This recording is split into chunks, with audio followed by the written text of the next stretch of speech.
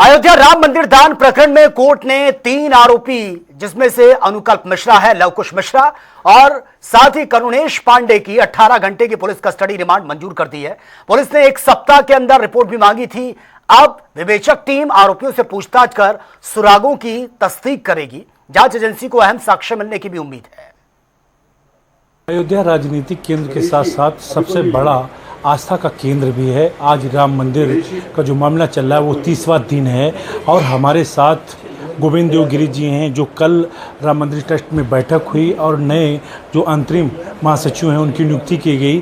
क्या क्या ट्रस्ट में बदलाव किए गए हैं, क्या क्या करें महाराज जी। तो पहले तो ये बताइए, कल बैठक थी और बैठक में क्या क्या बदलाव किए गए हैं और क्या क्या आगे बदलने वाला है। थोड़ा दूर रखो प्लीज।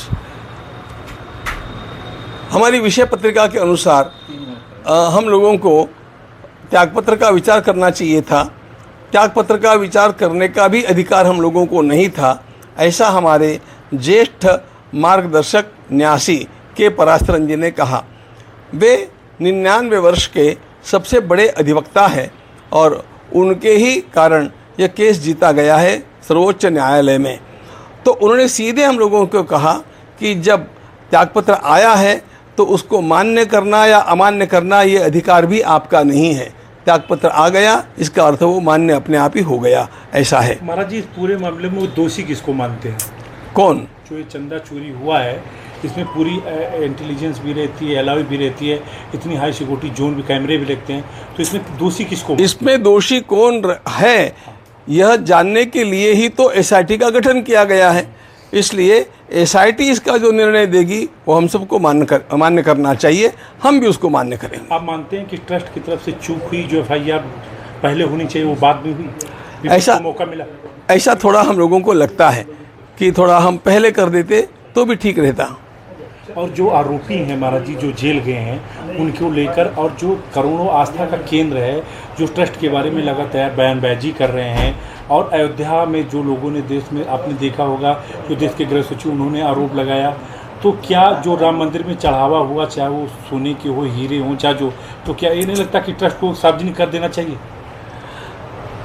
अरे भैया, जो कुछ हमारे कार्यालय में आया और जो कुछ हमारे किसी भी, समझ लो कार्यालय में नहीं आया लेकिन किसी न्यासी को अथवा किसी के हाथ में दिया गया, ऐसे सारे के सारे आभूषण, ऐसे सारे के सारे मूल्यवान पदार्थ 2800 की संख्या में हम लोगों के द्वारा संभाल करके रखे गए हैं।